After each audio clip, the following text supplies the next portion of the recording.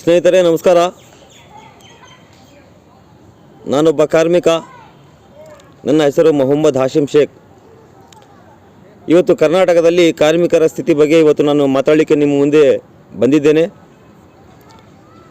ಇವತ್ತು ನಮ್ಮ ಕರ್ನಾಟಕದಲ್ಲಿ ಕಾರ್ಮಿಕರ ಸ್ಥಿತಿ ಇಂದು ಸಾಮಾನ್ಯವಾಗಿ ರಾಜ್ಯದ ಆರ್ಥಿಕತೆಯ ಬೆಳವಣಿಗೆಯಿಂದಾಗಿ ಕಾರ್ಮಿಕರಿಗೆ ಹೆಚ್ಚಿನ ಉದ್ಯೋಗ ಅವಕಾಶಗಳು ಲಭ್ಯವಾಗುತ್ತಿಲ್ಲ.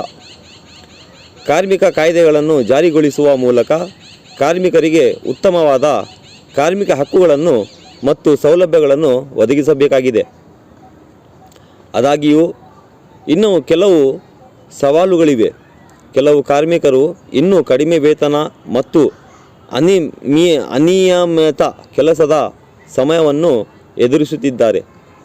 ಕೆಲವು ಕಾರ್ಮಿಕ ಸಂಘಟನೆಗಳು ಮತ್ತು ಹಕ್ಕುಗಳನ್ನು ರಕ್ಷಿಸಿಕೊಳ್ಳಲು ಇನ್ನೂ ಸಾಕಷ್ಟು ಶಕ್ತಿಯುತವಾಗಿಲ್ಲ.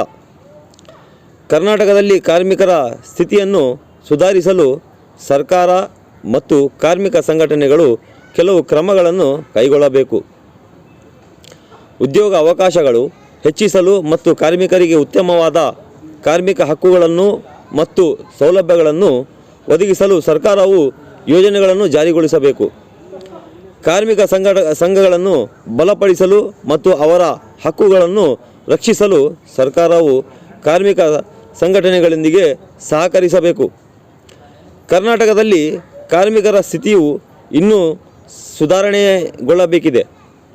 ಆದಾಗ್ಯೂ ಸರ್ಕಾರ ಮತ್ತು ಕಾರ್ಮಿಕ ಸಂಘಟನೆಗಳ ಸಹಕಾರದಿಂದ ಈ ಸವಾಲುಗಳನ್ನು ನಿಭಾಯಿಸಲು ಸಾಧ್ಯವಾಗುತ್ತದೆ ಎಂದು ನಾನು ಹೇಳಲು ಬಯಸುತ್ತೇನೆ. ಕರ್ನಾಟಕದಲ್ಲಿ ಕಾರ್ಮಿಕರ ಸ್ಥಿತಿಯನ್ನು ಸುಧಾರಿಸಲು ಸರ್ಕಾರದ ಮತ್ತು ಕಾರ್ಮಿಕ ಸಂಘಗಳು ಕೈಗೊಳ್ಳಬಹುದಾದ ಕೆಲವು ಕ್ರಮಗಳನ್ನು ತಮ್ಮ ಮುಂದೆ ಇಡ್ತಾ ಇದ್ದೇನೆ.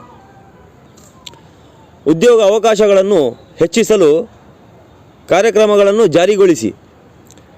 ಕಾರ್ಮಿಕರಿಗೆ ಉತ್ತಮವಾದ ವೇತನ, ಸೌಲಭ್ಯಗಳು ಮತ್ತು ಕೆಲಸದ ಸ್ಥಿತಿಯನ್ನು ಒದಗಿಸಲು ಕಾನೂನುಗಳನ್ನು ಜಾರಿಗೊಳಿಸಿ ಮತ್ತು ಅನುಷ್ಠಾನಗೊಳಿಸಿ. ಕಾರ್ಮಿಕ ಸಂಘಟನೆಗಳನ್ನು ಬಲಪಡಿಸಿ ಮತ್ತು ಅವರ ಹಕ್ಕುಗಳನ್ನು ರಕ್ಷಿಸಿ. ಕಾರ್ಮಿಕರು ಮತ್ತು ಉದ್ಯಮಗಳ ನಡುವೆ ಶಾಂತಿಯುತ ಸಂಬಂಧಗಳನ್ನು ಉತ್ತೇಜಿಸಿ. ಈ ಕ್ರಮಗಳನ್ನು ಕೈಗೊಳ್ಳುವ ಮೂಲಕ ಕರ್ನಾಟಕದಲ್ಲಿ ಕಾರ್ಮಿಕರ ಸ್ಥಿತಿಯನ್ನು ಸುಧಾರಿಸಲು ಮತ್ತು ಅವರಿಗೆ ಉತ್ತಮ ಜೀವನವನ್ನು ಒದಗಿಸಲು ಸಾಧ್ಯವಾಗುತ್ತದೆ. ಸ್ನೇಹಿತರೆ, ಇದು ನನ್ನ ಒಂದು ಸಣ್ಣ ಸರ್ಕಾರಕ್ಕೆ ಮನವಿ ಅಂತೇಳಿ ನಾನು ಹೇಳಲಿಕ್ಕೆ ಇಷ್ಟಪಡ್ತೇನೆ.